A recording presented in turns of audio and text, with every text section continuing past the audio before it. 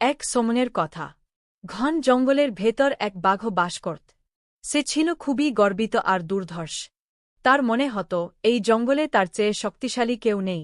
একদিন দুপুরবেলা সে শিকারের খোঁজে বেরোল। অনেকক্ষণ খুঁজে অবশেষে সে একটা সুন্দর হরিণকে দেখতে পেল। হরিণটি তাজা ঘাস খাচ্ছিল। বাঘ তাকে দেখে জিভ চেটে বলল, আজ তো খুব সুস্বাদু ভোজন হবে। কিন্তু হরিণ ছিল খুবই বুদ্ধিমান। দূর থেকে বাঘকে দেখে সে বুঝতে পারল বিপদ আসছে।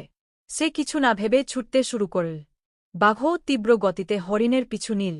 হরিণ ছোট ছোট ঝোপঝাড় আর গাছের ফাঁক দিয়ে ছুটতে থাকল।